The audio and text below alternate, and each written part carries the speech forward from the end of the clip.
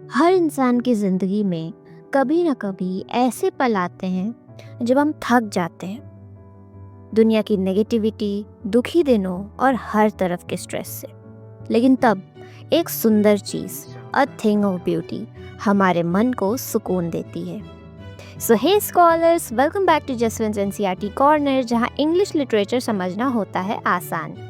तो आज हम पढ़ने वाले हैं एक ऐसी पोयम जो सिर्फ नेचर की तारीफ नहीं करती, बल्कि हमें ये भी बताती है कि ब्यूटी का एक्सपीरियंस हमारी लाइफ को कैसे मीनिंगफुल बनाता है। A thing of beauty, written by the famous romantic poet John Keats, जिन्होंने अपनी छोटी सी जिंदगी में खूबसूरती को एक डिवाइन फोर्स की तरह देखा। So grab your book, open the page and let's begin. So ये poem a thing of beauty जो हम पढ़ने जा रहे हैं, ये जॉन कीट्स की एक बड़ी सी poem Endymion a poetic romance का एक छोटा सा हिस्सा है। एंडीमियन एक ग्रीक कहानी पर बेस्ड कैरेक्टर है। वो एक यंग हैंडसम शेफर्ड और पोएट था जो माउंट लैटमॉस पर रहता था। एक दिन उसे सिंथिया, द मून गॉडेस, का विजन होता है। वो इतना इंचेंटेड हो जाता है कि उसे ढूंढने के लिए जंगलों से होता हुआ समुद्र के नीचे तक चला जाता है। A thing of beauty is a joy for ever. तो कोई भी सुंदर चीज हमें परमानेंट हैप्पीनेस देती है। It's loveliness increases, it will never pass into nothingness.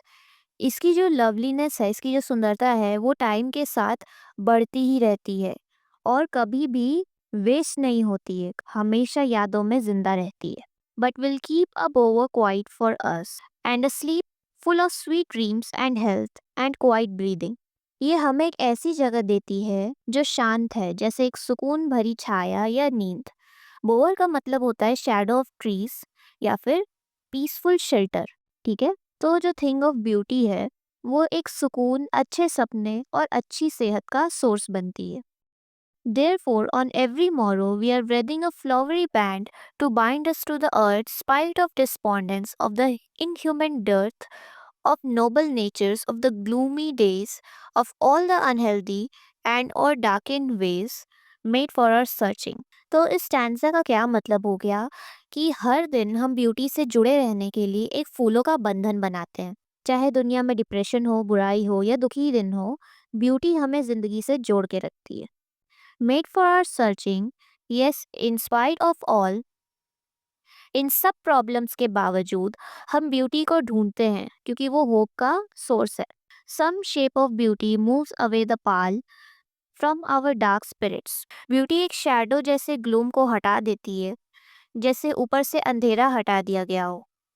पाल का मतलब होता है डार्क कवरिंग और sadness. Such the sun, the moon, trees old and young, sprouting a shady boon. Beauty nature में हर जगह है।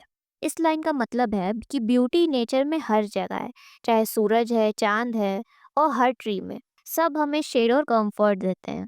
बून का मतलब क्या हो गया? Gift. For simple sheep and such are daffodils, with the green world they live in and clear rills that for themselves a cooling covert make against the hot season। तो नेचर के एलिमेंट्स जैसे daffodils, हरा भरा जंगल और ठंडे पानी के छोटे स्ट्रीम्स। क्लियर रिल्स का मतलब हो गया ठंडे पानी के छोटे स्ट्रीम्स, सब ब्यूटी क्रिएट करते हैं। ठीक है, rich with a sprinkling of fair musk rose blooms, and such too is the grandeur of dooms। Against the hot season, the mid forest break। यहाँ पे against का मतलब against है, पोएट ने against को against लिखा है यहाँ पे। ठीक है, सो पोएट क्या कह रहे हैं कि हॉट सीजन में जो फॉरेस्ट का मिड पार्ट होता है, जो डेंस एरिया होता है, वो हमें क्या देता है? ठंडक और राहत देता है।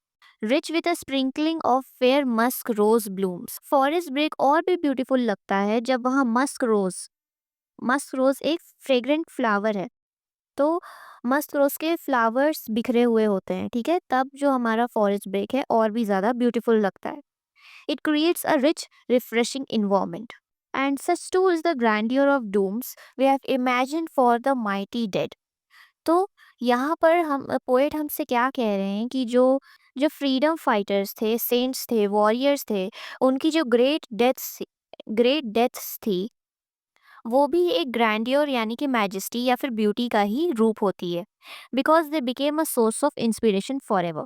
उन महान लोगों के लिए हमने जो ग्लोरियस आफ्टर लाइफ इमेजिन किया है, वो भी एक इटर्नल ब्यूटी है ना? All lovely tales that we have heard or read, an endless fountain of immortal drink, pouring onto us from the heavens brink. वो सारी कहानियाँ, चाहे वो माइथोलॉजी हो, हिस्ट्री हो या फिक्शन हो, जो हमने पढ़ी और सुनी है, वो हमें इंस्पायर करती हैं और इनर जॉय देती हैं। इन सब चीज़ों से मिलके एक एवरलास्टिंग सोर्स बनता है, जिसे पोएट ने कंपेयर किया है एक इमॉर्टल ड्रिंक से। ये हमें कभी खत्म ना होने वाली स्पिरिचुअल एनर्जी देता है। ये ब्यूटी का सोर्स हमें स्वर्ग के किनारे से मिलता है ना? pouring onto us from the heaven spring, as if heaven is showering these blessings on us.